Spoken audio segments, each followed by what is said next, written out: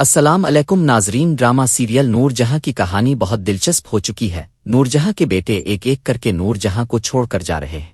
اگر بیٹوں کی گھر سے جانے کی سپیڈ یہی رہی تو بہت جلد نور جہاں تنہا ہونے والی ہے۔ نور بانو نے مکمل طور پر نور جہاں کے گھریلو معاملات پر گرفت جما لی ہے۔ وہ اپنے باپ کا انتقام لے کر چھوڑے گی۔ آنے والی قسط میں ہم دیکھیں گے کہ سنبل کی شادی سمائل سے دھوم دھام سے ہو جائے گی، جس سے سنبل اطمینان محسوس کرے گی کہ اس کی بکھری ہوئی زندگی کو سہارا مل گیا ہے۔ ادھر اپنی بیٹی سے بہت پیار کرتا ہے نور بانو نے جس طرح اس کی ضمانت کروائی اور پھر اسے اس کی بیٹی کے صدقے اسے معاف کر دیا، اور جاتے جاتے اسے کہہ دیا کہ تم بیٹے تو بہت اچھے ہو، اب باپ بھی اچھا بن کر دیکھو۔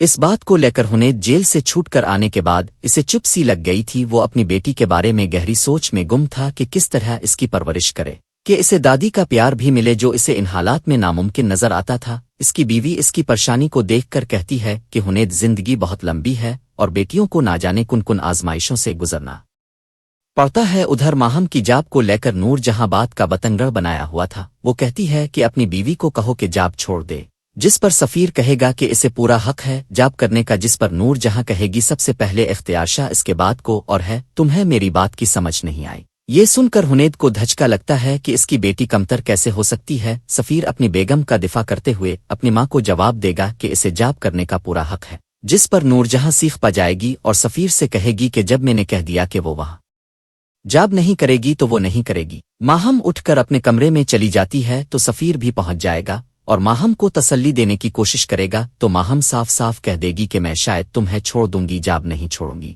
یہ سن کر سفیر کے تو ہاتھ پاؤں پھول جاتے ہیں۔ وہ اسے منانے کی کوشش کرے گا، جس پر ماہم اسے کہہ دے گی کہ تمہیں اگر میرا ساتھ چاہیے ہے تو پھر تمہیں فیصلہ لینا ہوگا، تو تمہاری اماں آمے اور تمہارا بیٹا۔ ماہم کا فیصلہ سن کر ہنید کی بیوی سفینہ بہت حیران ہوتی ہے اور اسے کہے گی کہ تم یہ کیسا فیصلہ کر رہے ہو؟ ارے تم تو ان کی چاتی بہو ہو، تم انی کو اکلوتا وارث دیا ہے، ہر چیز تمہاری مرضی سے ہوتی ہے، تمہیں کیا ٹینشن ہے؟ ماہم اس حویلی کے گھٹن زدہ ماحول سے تنگ آ چکی تھی۔ نور بانو اور سنبل کے جانے کے بعد اب وہ بھی اس گھر کو خیر بات کہہ کے لیے پرتول رہی تھی۔ ادھر نور بانو مراد شاہ کو اپنی حویلی وزٹ کرو رہی ہوگی اور پھر اپنے باپ کے کمرے میں لے جائے گئی، جہاں ایک پھٹی پرانی قمیص کو بڑے اہتمام لٹکایا ہوا ہوگا۔ مراد شاہ یہ دیکھ کر حیران ہوتا اور نور بانو سے اس قمیص کے بارے دریافت کرے گا، تو نور بانو اسے کہے گی یہ وہ قمیص ہے جسے تم نے اور تمیری بھائیوں نے مل کر پھاڑا تھا۔ نور بانو جس طرح نور جہاں کو شکست پر شکست دیے جا رہی ہے، اس سے اسے سکون تو مل رہا ہے، لیکن جب نور بانو خود کو گولی مروانے کا راز کھلے گا تو پھر کیا مراد شاہ نور بانو کے ساتھ ہی رہے گا، اپنی ماں کے پاس واپس چلا جائے گا؟